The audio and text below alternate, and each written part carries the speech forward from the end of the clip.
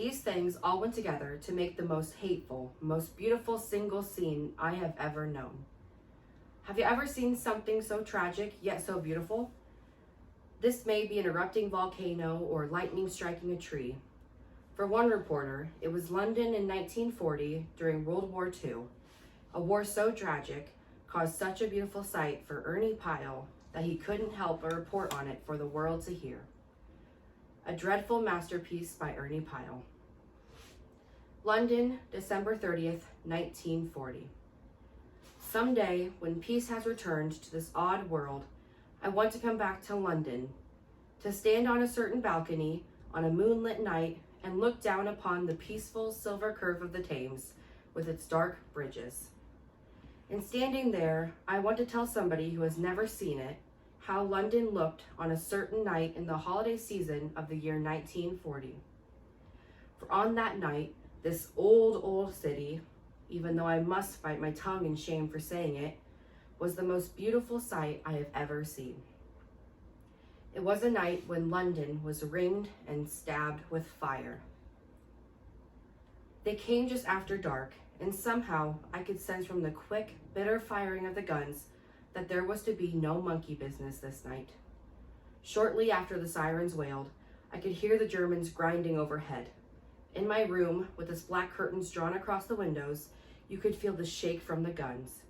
You could hear the boom, crump, crump, crump of heavy bombs at their work of tearing buildings apart. They were not too far away.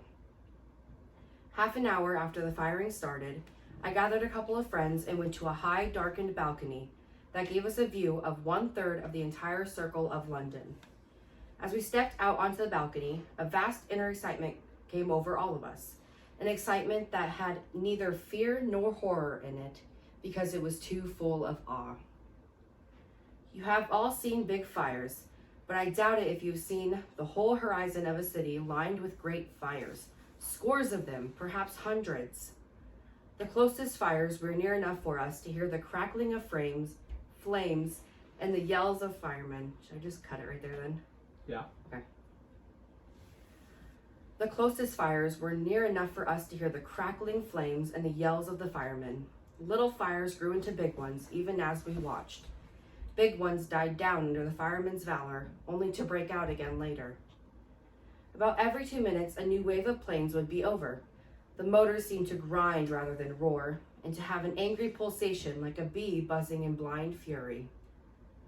Their sound was sharp when nearby, and soft and muffled far away. Into the dark, shadowed pieces below us as we watched whole batches of bombs fall. We saw 24 go off in 2 seconds.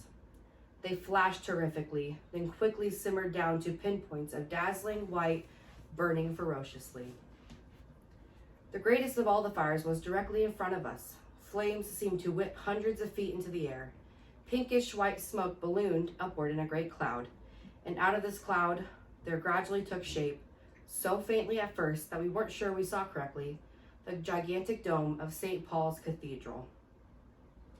Immediately above, the fires in the sky was red and angry, and overhead, making a ceiling in the vast heavens, there was a cloud of smoke all in pink. Up in that pink shrouding there were tiny, brilliant specks of flashing light, anti-aircraft shells bursting. After the flash, you could hear the sound.